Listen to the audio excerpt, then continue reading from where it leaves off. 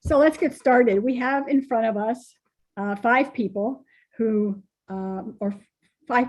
have been through the autism journey into young adulthood. Lori Kramer is our moderator tonight. She is the executive director of the Autism Society of Greater Akron. She has a 21-year-old son, Philip, who is on the autism spectrum. In addition, Diane Taylor, her and her husband have fostered many children with disabilities, and currently living in their home are two twin young ladies who are on the autism spectrum themselves. Becky Lau is from Medina. She has a young adult daughter, Katie, and she has a lot of wisdom to offer. And Vince has two young adult sons on the spectrum, one living in a group home and one living with his mother, and carries 4 jobs. So there's a lot to learn from parents who've been newly diagnosed years back and are now at a different place in their lives, but their kids are slowly but surely becoming successful in other avenues. So let's not wait anymore. Lori, please get started. Well, hello, everybody. I'm thrilled to be here tonight with all the pleasure of being the moderator. As Wendy just said, I'm the executive director of the Autism Society, but really I feel like so much of my personal experience really does come into play every day with what we do, but also at times like this. And so I am going to promise to not be a part of this conversation, but to moderate it. And I will do my best to, to bring in my own personal journey with all of this. This topic kind of came from the idea that I've often heard other parents say, and I often say, in those early years, honestly, I used to say everything I ever learned, I learned from other parents. And I looked to other parents and I said, how did that go for you? Or how did you manage this? Or what worked for you? And that is the heart of the Autism Society, is truly that we started as a parent network. We were all volunteers, founded in 1987. And it was all about, and many of the people on the Zoom tonight were part of that. And that's what that was. It was a parent network because they didn't have anywhere to go or nowhere to turn. They didn't know about resources. And they said, we're going to have to learn this from each other. And so, fast forward to where we are today, and we're very proud of what the Autism Society of Greater Akron is today. We do have 6 staff people in place, and we have hopefully what the goal of was our organization to be more consistent with those resources and that support. But still at the end of the day, we're really still largely all about what Wendy said, those individuals and families that we support as a network. And so that's really the crux of what this conversation will be about, and hopefully something that will be beneficial for you to also hear. So I just want to start with our panelists, and I know Wendy gave a little brief, but if you can just tell us real quickly your children's name, how many children you have, and the first name of the person that we'll be talking about tonight, the person with the disability or persons. I know we have some, ironically, coincidentally, we have a lot of twins going on, so it was not on purpose. Brett, you and I are the only one with kids over here. So please just introduce yourselves and your children, and a little bit about and Wendy did some of this, but kind of where you are on the autism journey. You want me to go first? Yes, Mr. Zimmerman, Brett. Okay. Hello. My son's 31. His name is Ethan. He has recently got a job at Total Education Solutions, which is an alternative school placement, and he's a janitor there. It's by Summit Mall. He's loving it. He feels like he has a real job. He lives independently with our support. We have a house behind us, and we have a service that takes him to the grocery store and takes him to work. And then we're there twice a day to administer meds. And we're very proud of him. Diane, why don't you go next, just because I see you at the top of the screen on my Okay. My name's Diane. My husband and I were foster parents for special needs kids for 20 years. And we have 3 that we adopted, and we have another one that we had in our home for 15 years, who we're still really close with. So Sharita, who's sitting here next to me, is one of my twins here. She's Hi. Sharita and Shay are 31 years old, and they're on the autism spectrum. And we also have a 21-year-old who we also adopted. Thank you. Becky. I also have twins, a boy and a girl. My daughter, my twins are 23 now, and my daughter has autism, and she currently works at Giant Eagle in the bakery. We worked with Ohio Department of Development, OOD, opportunities for Ohioans with disabilities, a job coach, a job developer. And she got her job last year in August and now has been there for a year. And we also took advantage of staying in school until she turned 22, and continued with her vocational training. And she works about 24 to 27 hours at Giant Eagle. Thank you. Vince. Hi, I'm Vince. I also have two boys, 24 years old. One lives with his mom. He does have 4 jobs. He drives, but he does live with his mom, and he is a social butterfly is the best way to describe him. He's actually done a couple panels before for different programs. My other son, Kalen, he lives in it's a small group home. He has three roommates. He's going on year 3 with this house, and just the inclusion that we're seeing with him. And he's diagnosed on the autism spectrum, but he's nonverbal. So it's been a challenge, but with the 3 roommates, we've seen a lot of independence. We've seen a lot of different movements. So it's been a journey to get here, but we're pretty excited where he's at. So all of you have, and all of us have got really young adults. And so it wasn't long ago, really, that I can probably take you all back to when you first learned that, and it might be a little different for Diane, but when you really kind of first learned about the diagnosis. And of course, at that time, we didn't really know what that meant for us, right? I mean, autism in so many ways, you're often told at that early time, well, if you do this and if you do that, and I feel like you're kind of all over the place. But if you could do one word and say one word that describes that emotion at the time, when you learned that something was developmentally not going according to the milestones, what would that one word be? Vince. Overwhelmed. Just overwhelmed. There's not one emotion. It was everything. So I'm sorry. It's overwhelmed. It wasn't anger, but there was a little there. There was, what did I do wrong? What can I do better? How do I fix this? It was really for me how to fix this, but I was overwhelmed that first diagnosis. And it was only one son that was diagnosed first. So that was it made you think, what's his brother going to be like also? Is there something that we need to look at for his brother? So overwhelmed was my word. Becky. I was going to say devastated. So yeah.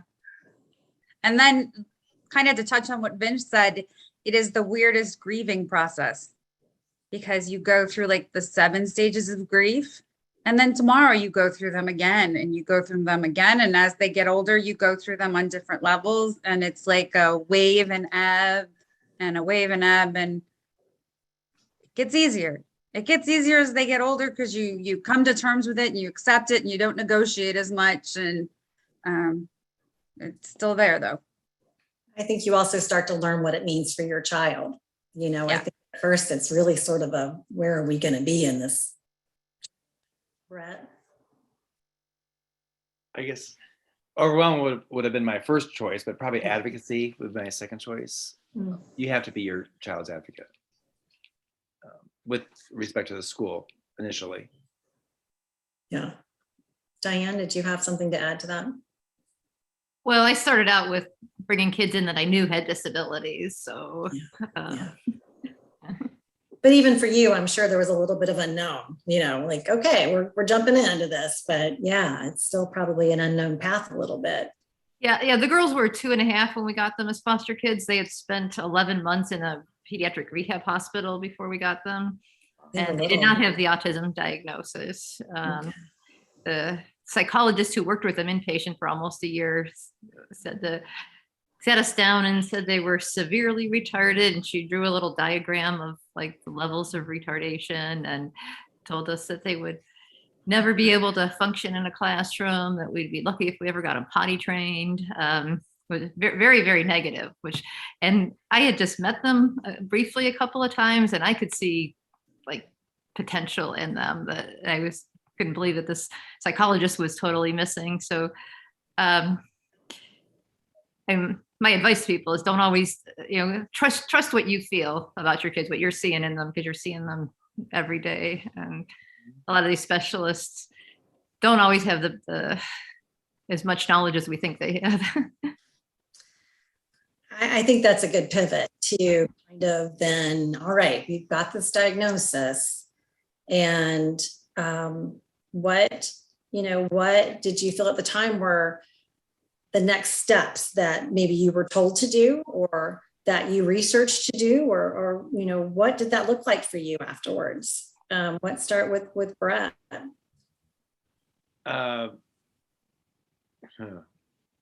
Well, we adopted our son, so he was in school, so he was 6. So we looked at the programs that the school was offering and how we could best serve him.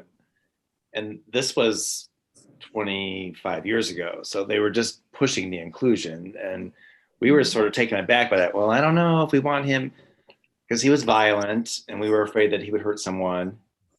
So apprehensive about what's going to happen at school, I guess, was my best answer. And you're right, that was a big change time. What did they close down Weaver? Yeah. Not long. That would have been right in that transition. Right. And it was a weird time. And I know with my 21-year-old son, didn't know not to ask, but I was like, why does he have to go to that school? Why can't he go to this school? And they were like, because we don't have kids like yours. It was a little bit of a weird time, and we were in that position, and teachers were just like, oh, now we have to take these, yeah. So I remember that. Are you trained, or, what's your background? A lot of unknowns at that time in the schools, for sure, because they were just learning, okay, the children are going to be, Weaver's closed and now we're going in. Becky, was there one therapy at the time that you felt like maybe you started and abandoned, or you started and you thought that was really helpful, or was there something that you really felt like you did at that time? You're muted. You're muted. Sorry. I have a bird and 2 dogs, so I'm trying to do my best to keep you guys. That's okay. That's okay. Okay, so first, what we did that didn't work, we trooped our daughter off to an osteopath, and that osteopath sold me a bridge and said she could cure autism. Oh, interesting. And she went through vitamin therapy, acupressure, acupuncture, and chelation to remove those heavy metals that she had that caused her autism. And the only thing that happened from all of that treatment was thousands of dollars disappeared. Disappeared. Yeah. And she was no different when we were done. And that's when the doctor said, after like 6 months of treatment, I don't think she's a quack is what she is now. But she suggested we change her diet after 6 months. And we already were doing that diet, and she was still autistic.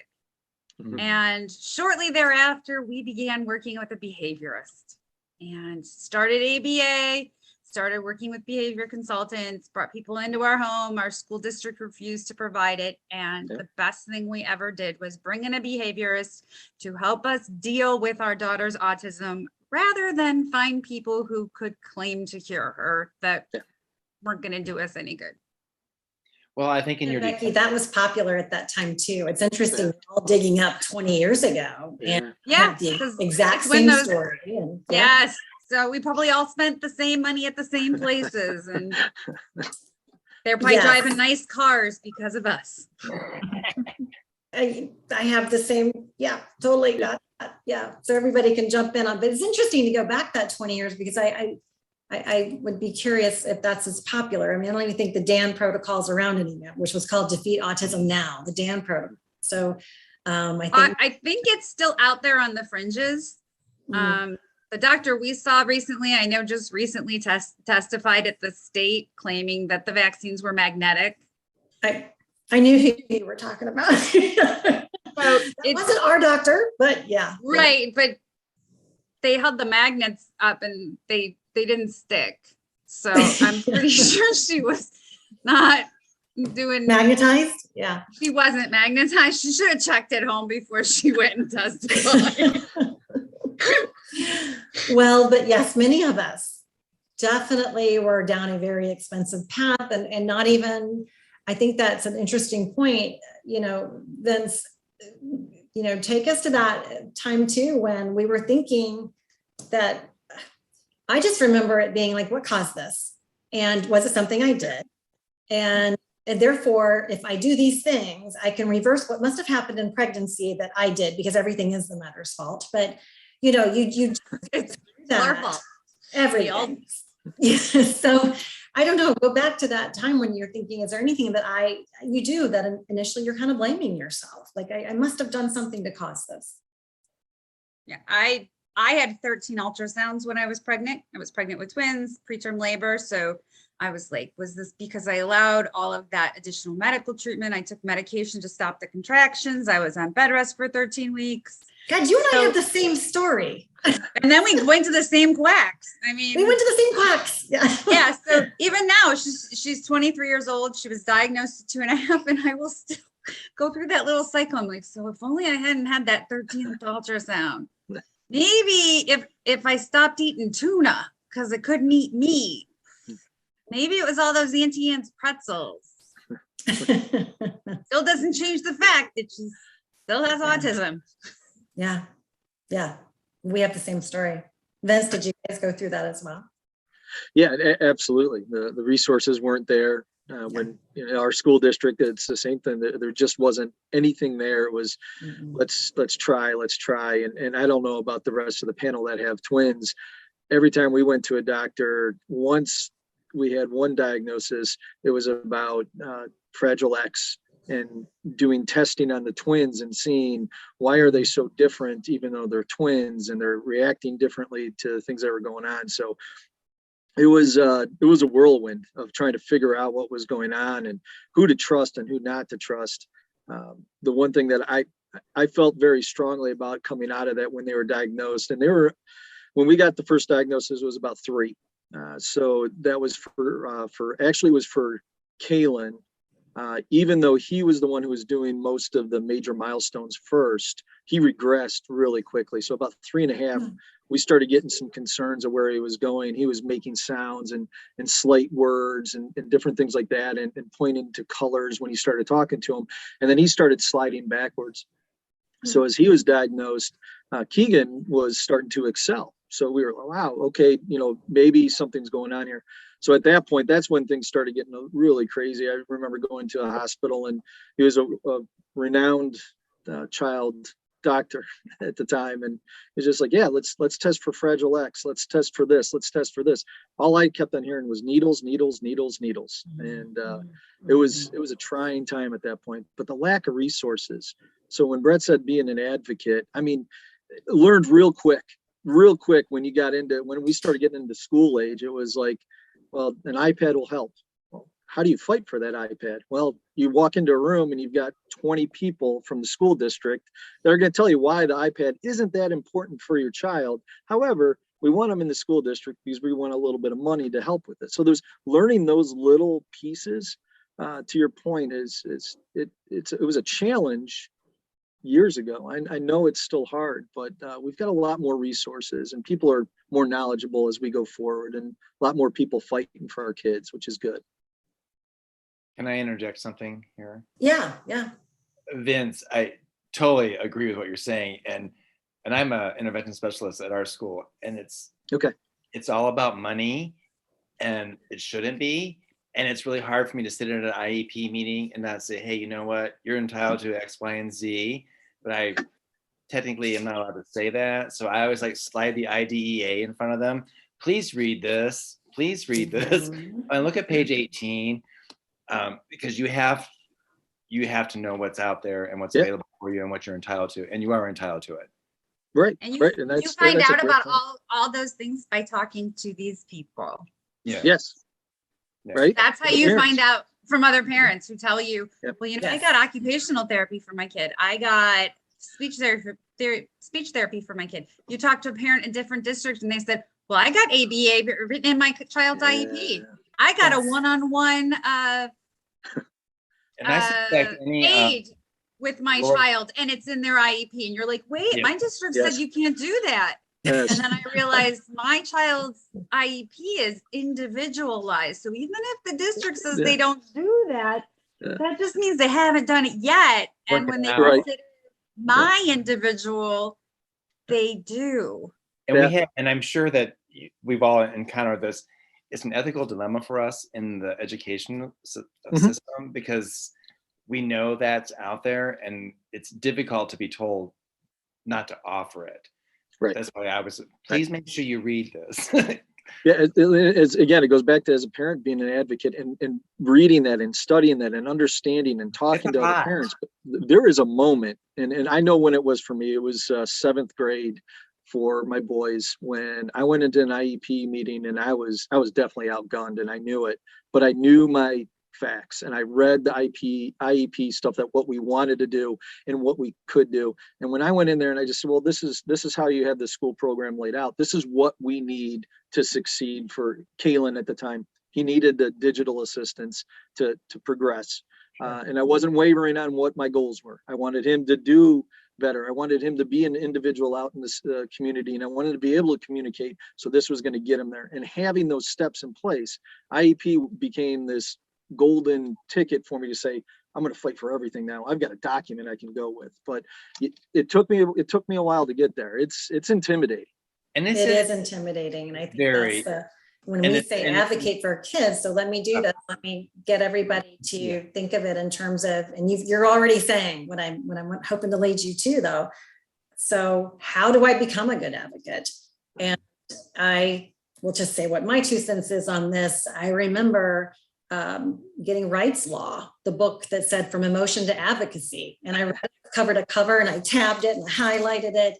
And I realized, as a parent, I had to be the smartest person in the room.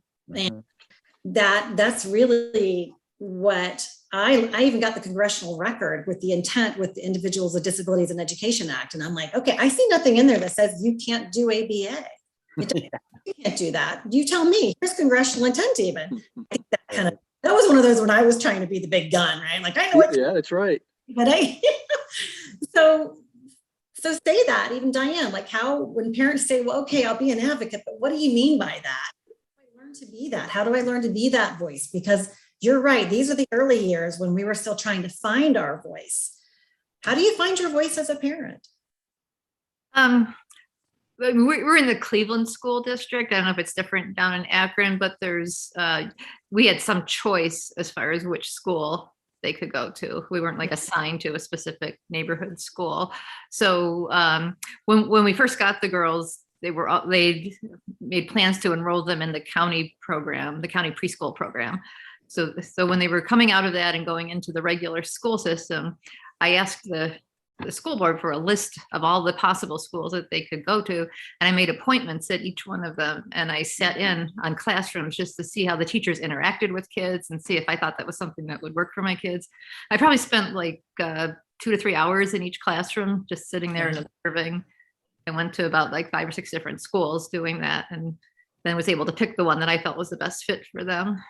And every time there was a transition from grade school, middle school to high school, I did the same thing. So research is really what you're saying, just really trying to learn the lay of the land, really, to see kind of what might be a good fit.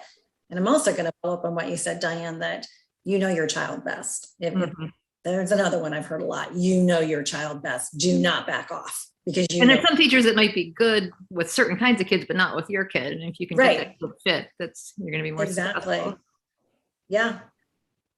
Does anybody else want to, we were talking about finding your voice as an advocate, because early on, I'll just tell a quick story. I had the preschool teacher say, "Why did you take Philip off of milk?" And I'm a new mom. And I'm like, okay, because I think he's allergic to it.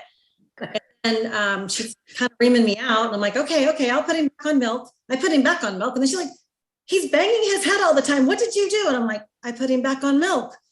A child who bangs his head off of milk, I mean, doesn't bang his head, when he's off of milk and then bangs it on milk. But that was an early parent who was like, okay, I know my son. And I learned to stick to my gun when the teachers were like, "Why did you do this?" Because I know him. And yeah, banging head, not banging head. But that's the early mom part that you kind of have to find your confidence.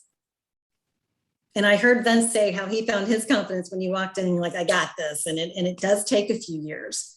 And I think you have to be level-headed and assertive, not necessarily, "Oh my God, here he is again at the front door." You have to know what you're talking about and be assertive and not threatening. Yeah. Because like you said, you go to an IEP meeting, you're there and there's 15 other people, and it is intimidating. It is. Yeah. I used to throw up before every IEP meeting. Yeah. It's stressful. Sure. Stressful. Yeah. And it's intentional. I think I feel sometimes like, they do that to us, but I think the whole school team, all the therapists and everybody at the school get together and they talk and they have their plan. Sure. Yeah. And then you're not really informed of that. So you're in the IEP meeting. And yeah. so But it's I like would almost say, sometimes feels like it's you against them. Diane, you're right, but I think when I send home feedback forms and things, and when the parents respond or they call me, that is taken into that. But when they don't, maybe they don't have the tools. I work in a low socioeconomic area, so a lot of times they don't have the wherewithal. I get it. They the parents work, they don't work, they got 4 or 5 kids, and the school's going to take care of my kid, and then they come in with expectation they haven't read things. So, but what you said was we're not against you necessarily, but if you have that voice, you have to have that. You have to. Yeah. You've got to find it. Yeah. So let's fast forward a little bit from sort of those newly diagnosed years, finding your voice, learning the lay of the land with schooling at that point. Let's jump into the fun topic of adolescence. Oh, goody. Oh, goody. Anybody want to take that one on? What changed during that time? That if in our household, this was a tough time for us. So, and it is for all adolescents, of course. And now you're going to add a disability. So, what was that like for you, and what got you through that? You want me to jump in, Brett? Yeah. Well, my son's 31, and the last 5 years, all he's talked about is a girlfriend.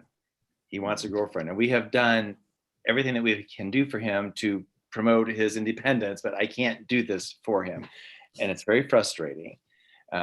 We go to there's a lot of organizations in the community, and Aspie's for one. They have these teen or young adult meetings once a month, and we go there and we try to get a meet, but they go and then they're all on video games, or they're all on their phones. They're not interacting, and I don't want to be the helicopter parent, but hey, why don't you go say hi to this one or get this one's number? Or that's just an example, but he wants a girlfriend. So he got into this anime and brony thing, and it's sort of, I'm not sure if this is, Lori, I'm sure it's okay that I say this, but it's almost like soft porn. They're animated women. No, I look at Diane's. Actually, I'm not sure what it is. So like, oh my God, what it's going to be. Yeah. No, they're not naked or anything like that, but they're voluptuous. And they're not real. So They're not, and we try and tell Ethan that these are not real, and he gets into that for a while, and then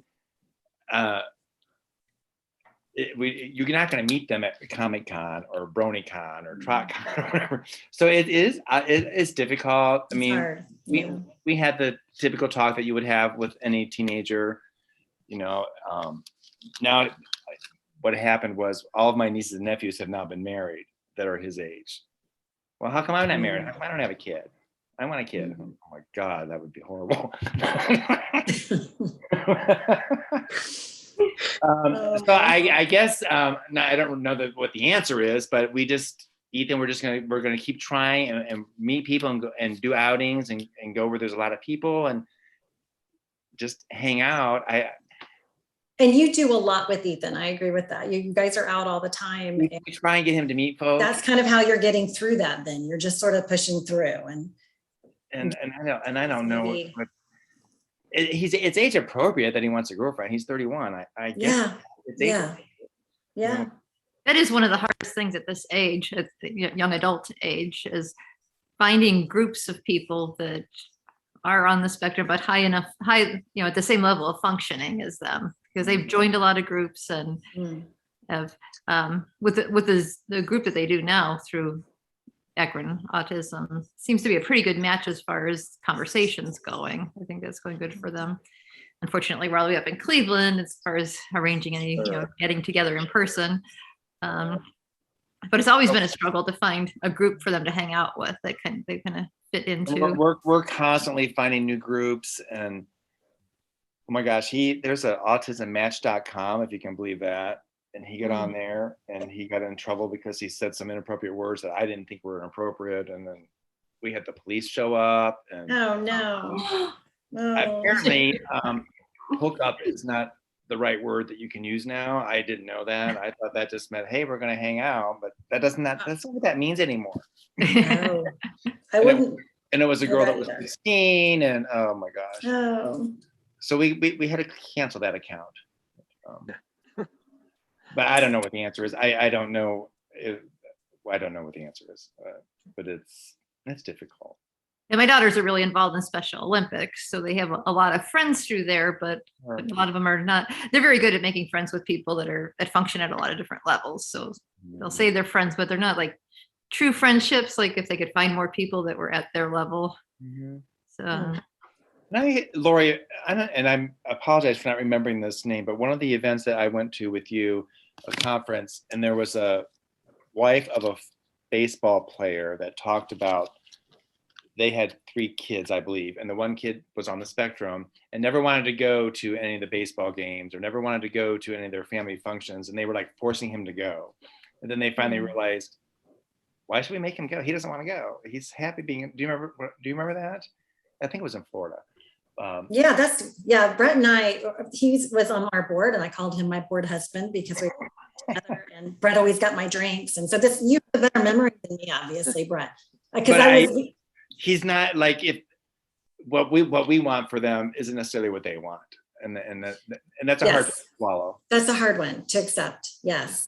Yeah. And, or like you said, sometimes there's something that they want that you wish you could do to fix or help or, besides just exposure and trying to do what you can. Becky, is there something you look like? Yeah, my daughter is not terribly interested in the social aspect. She is social on her terms. And, that's where it ends. Regarding Brett's anime porn, my daughter reads fan fiction. And I had no idea that there is Harry Potter fan fiction. Yes. All sorts of fan fiction out there in the world. And, my 23-year-old daughter has found it. So I don't know what Harry Potter and Ron Weasley and Cedric Diggory get on with, but it's kind of age appropriate and she's not doing anything inappropriate publicly, and she's doing things that are very typical. So, but as for socializing, she's not a big social person. We do still meet with friends that she went to school with, and they have activities that the group does together, and it's a range of kids with disabilities. And then to go with the holiday thing, because holidays are coming up and every parent wants their Norman Rockwell holiday. Your holiday will go so much better.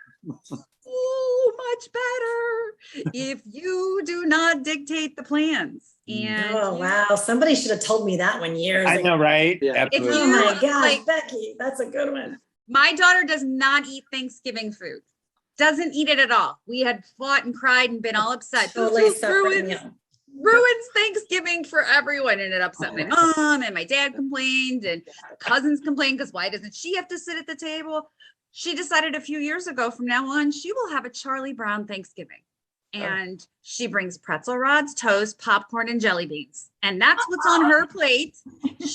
Wow. Does that sound like a great idea? She's happy with her meal. She might eat, Yeah. like if there's nice rolls, dinner rolls on the table, she might take one of those.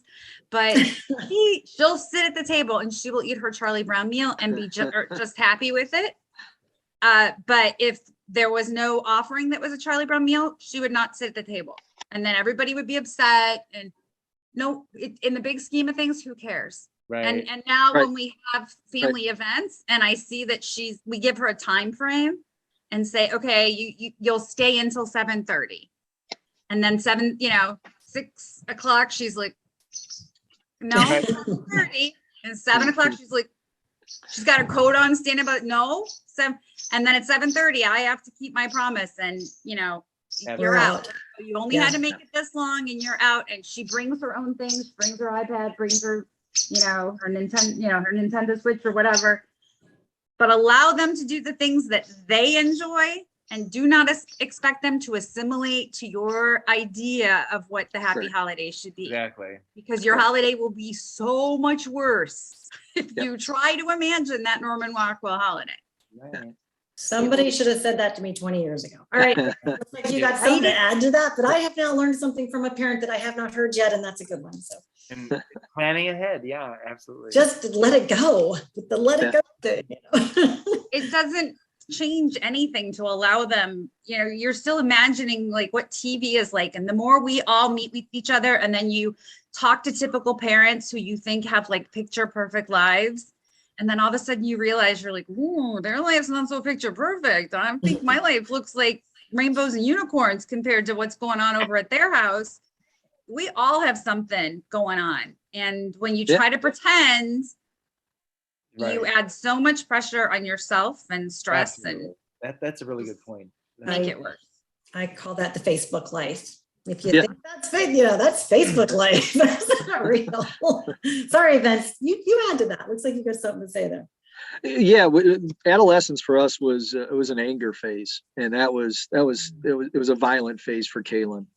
Being nonverbal, we finally realized that he was trying to communicate with us because he wasn't able to express his thoughts. So you add all that stuff with a young boy, and then you have a twin brother that he decided was a good target to pick on, and you have all these things playing with it, and you add different pieces to your life.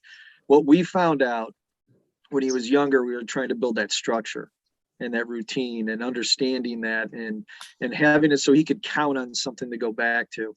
In the beginning of the adolescence, we were worried that we had made a huge mistake for the 10 years leading up to this, that we weren't building a proper base because Kalen was really rough and anything could set him off. We couldn't figure out a trigger. And that was our key word at that time was triggers. What's the trigger? What's the trigger? Yeah. Basically everything. And it's the sun came up, the sun went down. It's a trigger. So we had to realize that also. And when Becky's talking about even the holidays, you start thinking about it is during that time it was, is this for Kalen or is this for me? Right. Am I doing this for me? Am I trying to make you're gonna go to school, you're gonna wear the right backpack, you're gonna have the right shoes on. Well, why? Right? Why? What does he want? And finding that out. And once we started getting to that point, we realized that the structure was actually working. We kind of got through some of those adolescent years where we started seeing the anger kind of dissipate. He found his outlets, he found his releases. There wasn't as much forcefulness from us as saying we are going to do X, Y, and Z. It could be double Z and A, and it could be who cares? Let's do whatever we got to do to get through this and try to grow, and never losing sight that I want him to excel. I'm not looking at a plateau. There's not going to be a plateau. We're going to excel, but we're going to get there a different way. And that's really the adolescent years. It's not when I lost my hair, but it felt like that's when I was losing my hair, is that those points really, it brought me back to day one with diagnosis is like, wow, I'm overwhelmed again. What I thought I made the turn and I got all these things going, but it is something to stick with and continue to push down that path because it does get better. Again, right now, Kalen is social aspect. It's going to be some music. It's going to be where am I eating? I want to walk. I want to stim. And then, yeah, I'll give you some words. I think it makes you guys happy. So he'll put a sentence together for you, and you're like, the world just ended. This is the best thing ever. Dad, I love you. What? Where did that come from? Right out of the blue. Those are the moments that you start looking at her like, wow, this is really fantastic. All that work is really paying off. You can see joy in the eyes. It's not just a zombie walking through. So Sure.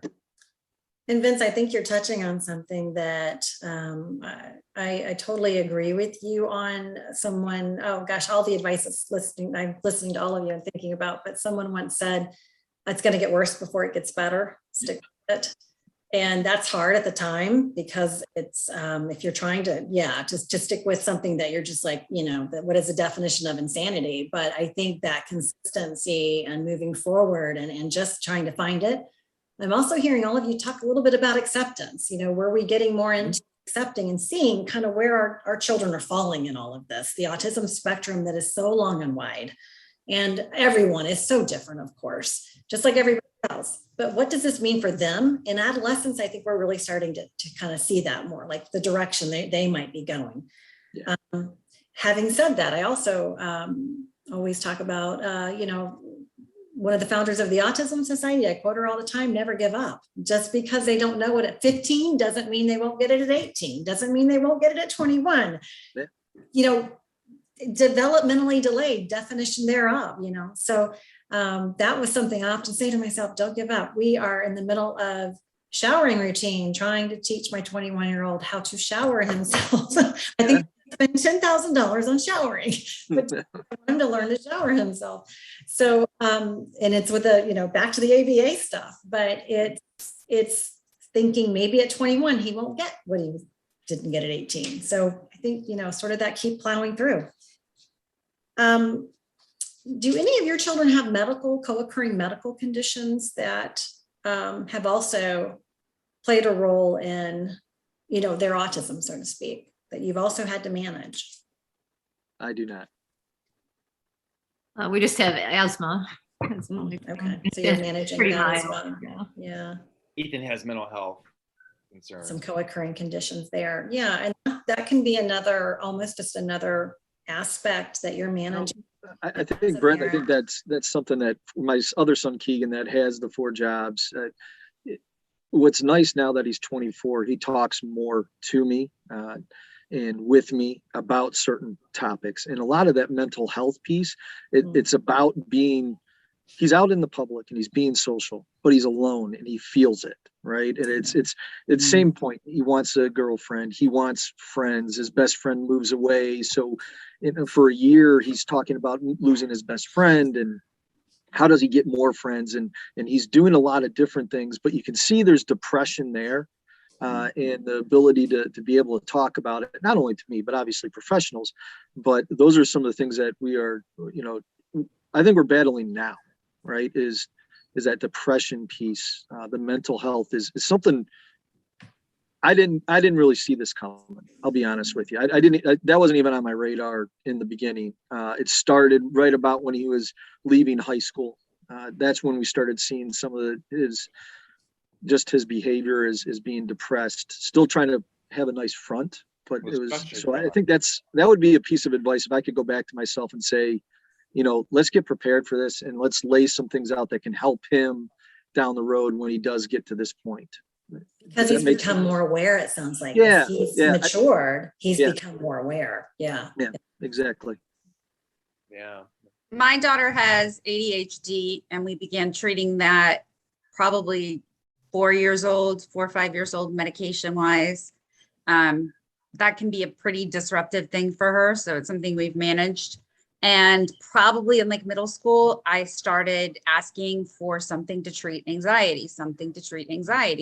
And unfortunately, the neurologist we were seeing was like, take her to talk therapy. And I was like, it's like, it was pointless. I'm going to go to talk therapy. It's going to be me right. sharing my woes and she's in the corner playing a game or something. So finally we got with the right psychiatrist and began treating the anxiety. And while it's not gone, it's more manageable and I'm more aware of it. So I know proactively things to put in place to do to help alleviate anxiety and prep her for situations that I know are going to bring about stress. And so a lot of it is being proactive rather than reactive.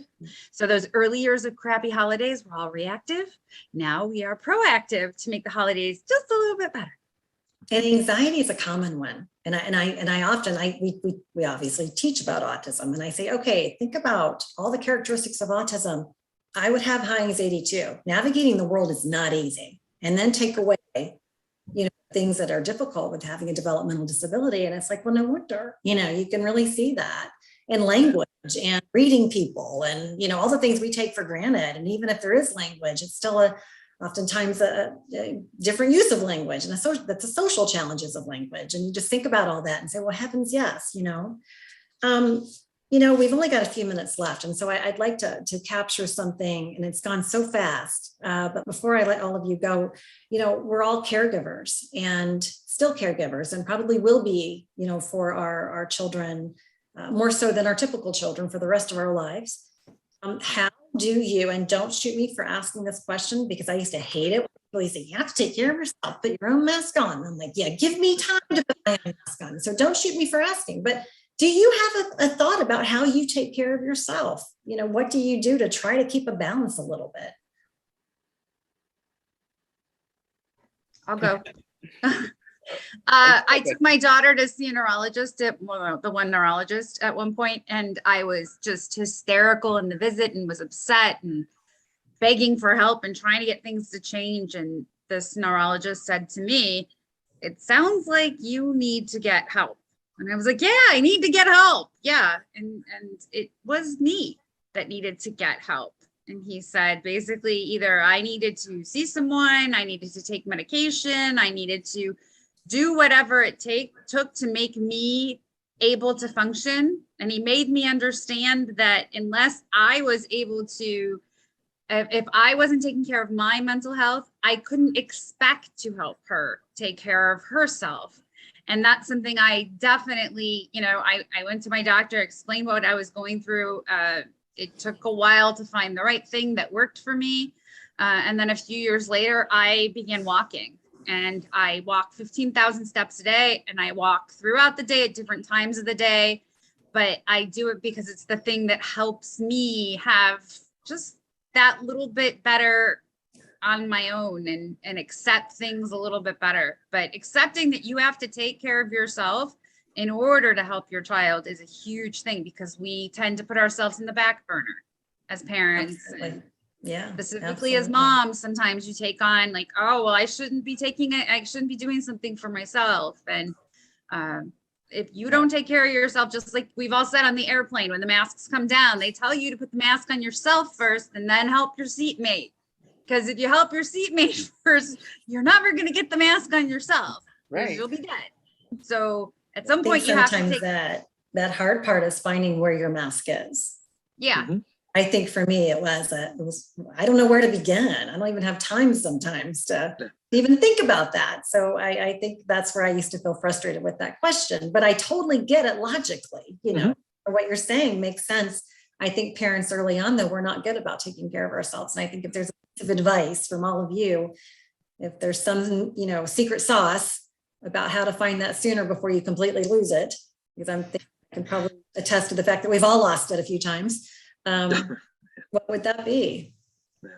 We were pretty fortunate as foster parents, having a kind of like a group of foster parents that we networked with and provided respite for each other. So we could take that's weekends important. That's very important. Yeah. That's something I wish we would have done. Yeah. We never took advantage of the respite because we thought we could do it. We could do it. We got this. He's our kid. But in hindsight, I wish we'd have done that. And like Becky said, you have to take care of yourself. We were lucky. Yeah, we were lucky with the support staff of my family. So I was local. I had my mom and my sister at the time was going to school for special education. We come from a family of teachers. There was a lot of let's help with the boys, but there was a lot of Vince. We're gonna need you to. You're gonna have to be the lead. So how are we going to keep you going and keep things like that? So to the point, respite, I took advantage of my family on it. I really did. And it was, mom was like, you're going to do this because the boys need you. And if you fail, then we're going to have all kinds of problems and issues. So we need you strong. So as a one piece of advice, I think everything that has been said, I think is fantastic. Take advantage of the respite, take advantage of the support groups out there, talk. People want to listen to your story. It's not about advice. It's about getting it out there. And Becky, talking to a professional, right? That's fantastic advice of, hey, you got to fix yourself first and keep yourself going. So. And the best things I've ever learned were from other parents. It is, right? It is. Like, even I have friends that have kids with completely different disabilities from my own, but having another mom agree with me and say, yep, we did that. We were talking to our typical son about long-term plans recently, and the conversation didn't go the way I thought it would. And of course, I ended up in a full meltdown mode, and my son was in a meltdown mode, and my husband was like trying to manage all of us. And I spoke to a friend who had this conversation with her other son, who is typical, who's it was like 3 or 4 years older than my son. And she's like, yeah, our conversation went the same way. I was like, okay, so I guess I'm a little relieved. I think we could have a whole separate panel on siblings. Oh, yeah. We could have a whole other conversation about siblings. So I have a feeling my conversation would go similar to yours, Becky. But before Andy jumps in and says we have to focus, is there anything that I haven't asked that you were like, if you had one piece of advice that you would want to leave behind for parents, and you've covered so much of this so well tonight, what would that be? My top two are, you have to be an advocate for your kid, and you have to support yourself, and those supports are very important. Those are my two takeaways. And do you have some? I think that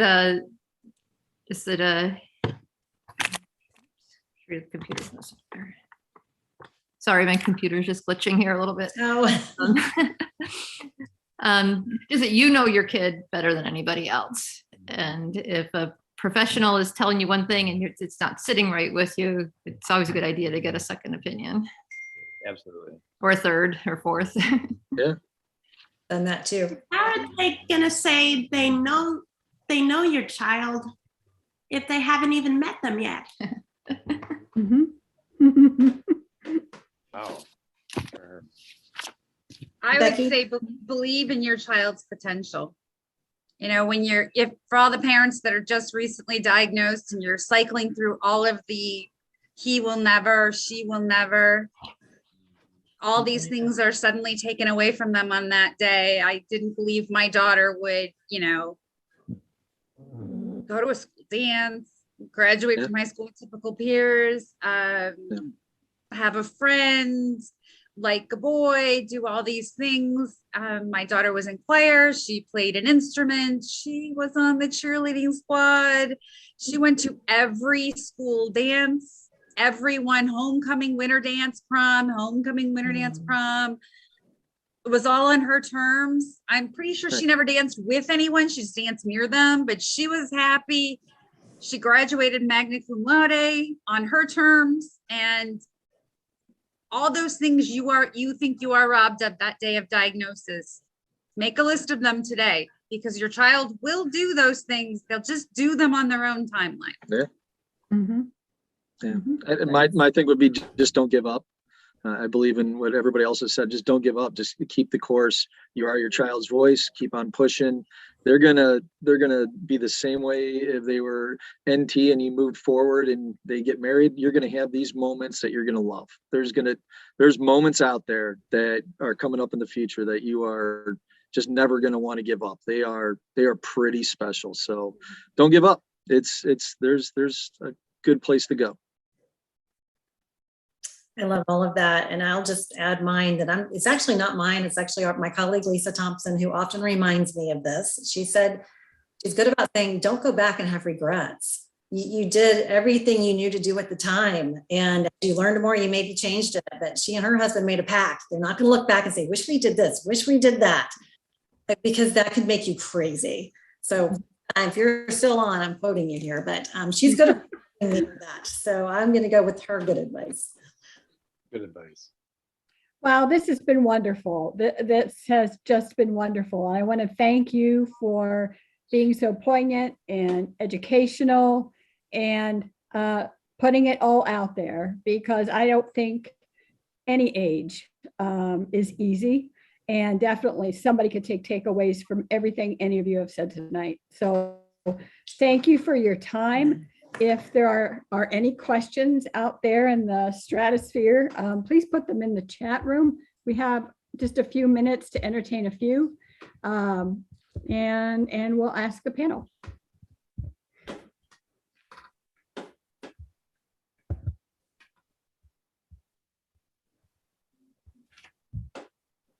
Yeah, while we're waiting on those questions, if there are any, yes, I want to say thank you as well. Thanks for sharing your story.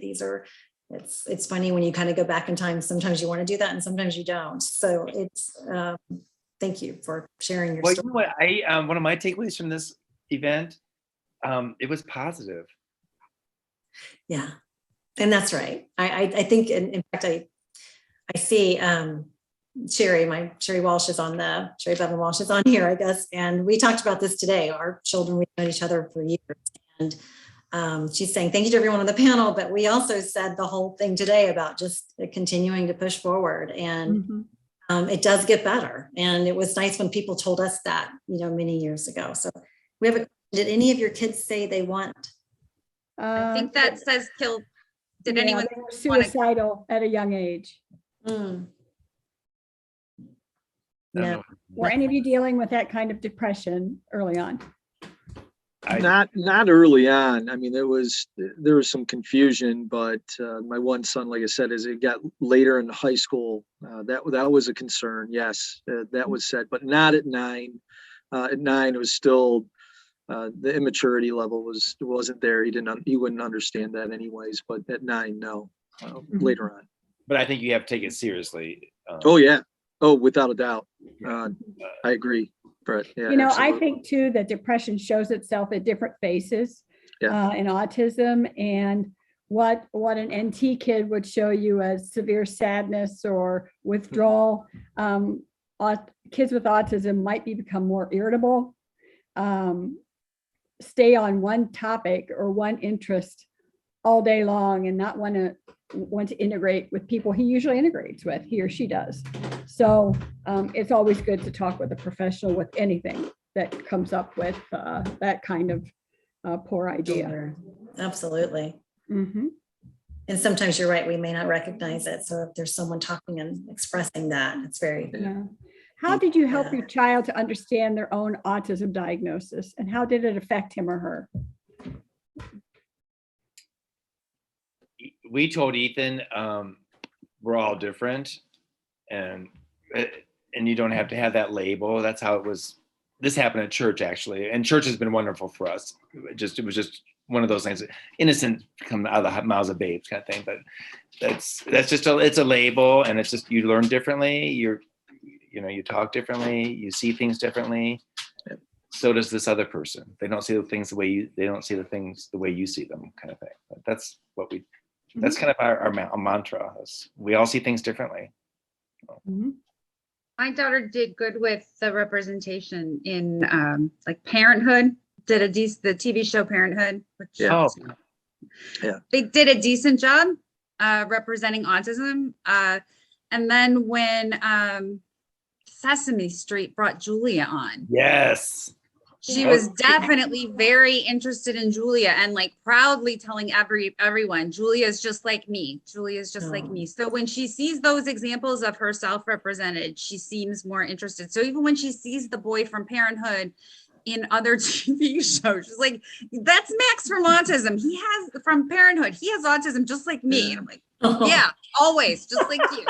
Well, and I think there's a lot of shows now that have not necessarily children with autism, but people with different disabilities. I think it's Correct. stream now. Yeah. Yes. Yeah, you're they right. have Atypical on Netflix. Netflix has done a decent job. I still wish they had chosen an autistic character to portray the main character. But then sometimes I wonder if you could get an autistic person to portray that, because, you know, everybody's like, well, they should be, you know, when Sia made a movie recently and people were up in arms that it wasn't an autistic girl who played a not severely autistic character, I thought, well, I could be offended. And then I could think, well, how do you get a severely autistic person to act in a movie the way you want them to act when They they work 12 are hours. severely autistic?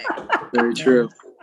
But Right. Atypical did a good job, because when he had group therapy, all of the actors in group therapy were autistic people. They talked about the best stuff. It's like my Interesting. favorite scenes on the TV show were when he did his therapy group, and, you know, somebody would come late and then everybody had an opinion, and Sure. representation matters for Interesting. It everyone. does. Yeah, that's interesting. Good point. Well, I think we're going to call it a night. Again, I want to thank everybody who has attended and all of the panelists and Lori for bringing this all together and just for being really helpful. We appreciate it very much. So enjoy your holidays. If you're interested, check out our website, autismakron.org, and call us and talk about anything you want or ask about services that we can refer.